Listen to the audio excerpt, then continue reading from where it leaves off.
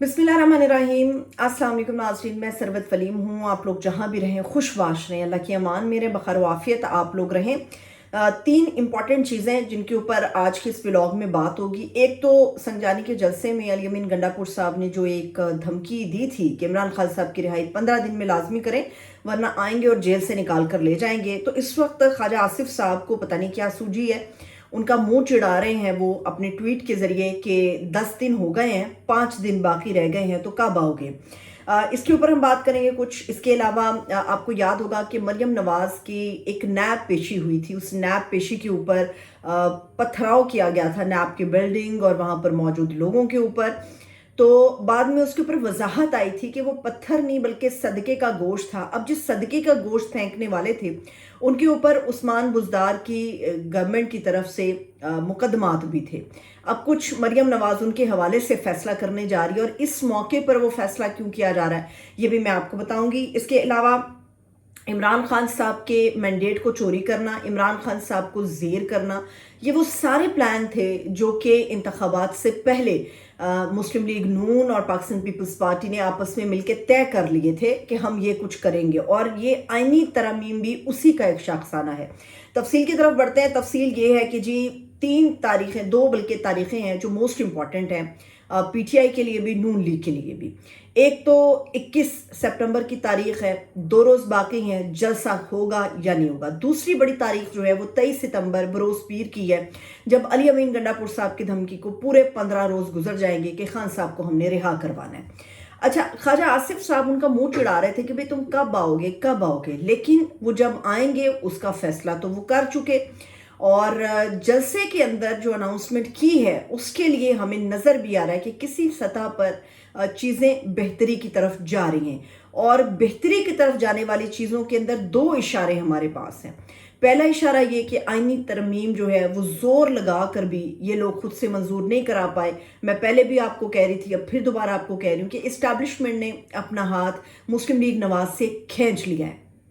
जो दूसरी बड़ी एक आपको शक्ल नजर आएगी कि इस्टेब्लिशमेंट इनसे बैकफुट पे चली गई है, उसकी वजह यह है कि 21 को जो जलसा होने जा रहा है, जो कि पीटीआई का क्लेम है कि वो ये जलसा करेंगे और इसके लिए कोर्ट के अंदर भी वो एनओसी या इजाजतनामे के लिए गए हुए हैं। लेकिन दूसरी तरफ जो पंजाब हुकूमत है, पंजाब हुकूमत इस मामले को रोकने के लिए बजाय इसके कि ऊपर देखती, जहां से हमेशा वो अपने मामलात को तय करते हैं, मरियम नवाज की हुकूमत भी अदालत के दरवाजे पर पहुंच गई है। अब वो उनसे कह रही है कि अदालत हमारी मदद करे, क्योंकि ये बहुत ही अजीबोगरीब सी ज़ुबान, गंदी ज़ुबान इस्तेमाल करते हैं, फसाद बर्पा करते हैं। तो पंजाब हुकूमत जो है ये चीज़ें नहीं अफोर्ड कर पाएगी, तो हुकूमत की मदद के लिए अदालत को सामने आना पड़ेगा। अब दोनों फरीकैन जो हैं वो अदालत के अंदर पहुंचे हुए हैं, लेकिन पीटीआई कह चुकी है कि इमरान खान साहब की वाज़ेह हिदायत है, हमने जलसा करना है। तो ख्वाजा आसिफ साहब जो उनका मुंह चिढ़ा रहे हैं कि भाई 15 दिन रह गए हैं, 13वें दिन तो वैसे ही वो खुद लाहौर आ रहे हैं, और यहाँ तो 1 दिन के बाद, 1 घंटे के बाद सूरत हाल की समझ नहीं आती। तो अभी भी गंडापुर साहब के पास 3 दिन है लाहौर में आने के लिए। अब मरियम नवाज जो है एक तरफ तो पुलिस की मदद ले रही हैं और दूसरी तरफ कोर्ट के अंदर गई हैं। अब पुलिस की मदद इस तरह से ली जा रही है कि जहां जहां पंजाब में पीटीआई के सरगर्म कारकुन, ख़ास तौर पे लाहौर शहर के अंदर सरगर्म उनके वर्कर्स हैं, उनकी जो लीडरशिप मौजूद है, पुलिस के ज़रिए उनको एक तो हरासा किया जा रहा है, दूसरी बात यह है कि उनको उनके घरों से उठाया जा रहा है। जो तीसरी अहम बात है, मरियम नवाज ने आज जो पंजाब के एडवोकेट जनरल हैं उनसे कहा है कि जितने भी सियासी मुकदमात हैं नून लीग के वर्कर्स के ऊपर, उनका रिकॉर्ड मुरतब किया जाए ताकि उन मुकदमात को ख़त्म किया जा सके। जिसमें एक सबसे जो अहम मुकदमा है वो नैब पेशी के ऊपर, अफसरान और पुलिस एहलकारों के ऊपर जो पथराव किया गया था मरियम नवाज की पेशी के ऊपर। इसमें जितने भी लोग इन्वॉल्व थे और जिनके मुकदमात के अंदर जो है वो रियासत मुद्दई है, इन तमाम लोगों को जो है इनके मुकदमात को ख़त्म कर दिया जाएगा। अब इनके मुकदमात को ख़त्म करके इन्हें पीटीआई के लाहौर जलसे में ऐन मुमकिन है कि उतार दिया जाए, इस तसल्ली और तशफ़ी के साथ कि पहले भी हमारी जमात आपके साथ खड़ी थी, अब भी हमारी जमात आपके साथ खड़ी है, और जो उनको हिदायत दी जाएंगी वो इस जलसे में करेंगे। ऐसा लगता है कि पीटीआई का जलसा हर सूरत हो जाएगा, क्योंकि जितनी बौखलाहट